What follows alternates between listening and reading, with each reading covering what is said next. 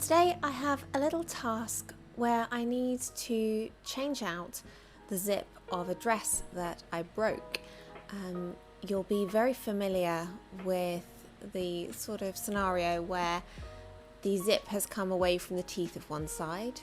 So I start by checking the new zip that I've got against the length of the old zip, and then start to remove the existing zip from the dress.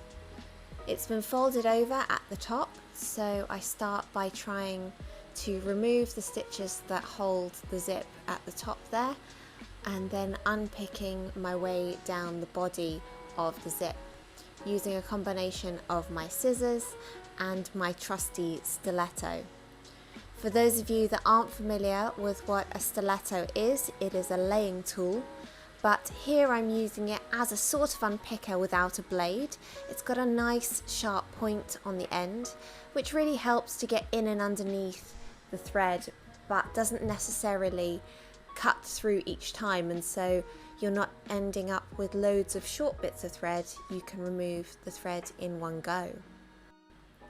Next, I need to apply the new zip in place of the old one, but first, as he's been such a good companion, a little scotch break for Eddie, who's living his best life. I try to line up the top teeth with the end of the waistband, and any excess left over the top from the body of the zip, I'll just fold over into the back of the skirt. I've got the face of the zip, so the part that you would pull, against the outside of the skirt, so that's facing outwards when it's worn, and just trying to line up the edge of the seam for the zip placket, close to but not touching the teeth of the zip. So hopefully this new zip will have good longevity. And with all of that in line, we can then pin everything into place. And I say pin, but I am in fact using clips here, just because it would hold it nice and firmly into place whilst I was working out the positioning. Next, we just need to match the second side to the first. So once again, looking to line up the top teeth with the top of the waistband, and then proceeding to pin or clip the rest of the way down the second side.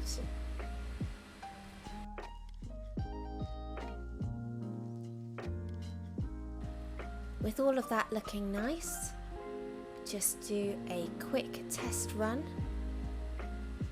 and if it wasn't catching on the clips, then I think that would run nice and smoothly and doesn't catch any of the fabric, so we can safely start to sew that into place.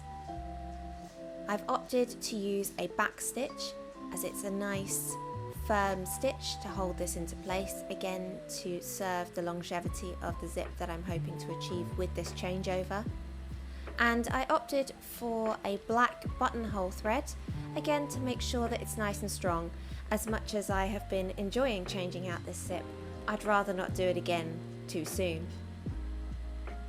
Eddie, as you can see, is still having a wonderful nap. Hasn't even bothered to turn over. And yes, this is how he chooses to sleep most of the time. When I get to the section where the zip head is currently situated, it's best to open up the zip to the bit that you've already done from the bottom and keep the head out of the way so it doesn't interfere with any of the stitching, and then carry on back stitching in exactly the same fashion. You'll notice that my stitches are on the larger side. I'm not worrying too much about them being too delicate, particularly as I opted for a buttonhole thread. When I get up towards the top, I just finish off with a few anchoring stitches followed by a little knot to hold everything into place, and folding down that top section of the zip that I mentioned earlier. Here is just a little bit more real-time stitching, because I know you weren't really watching the hand stitching when there's a cute dog just peacefully breathing away. So going up the other side as well in exactly the same fashion, And that brings us on to the end, where the zip is then in place and looking and hopefully working wonderfully, ready to give this dress a new lease of life.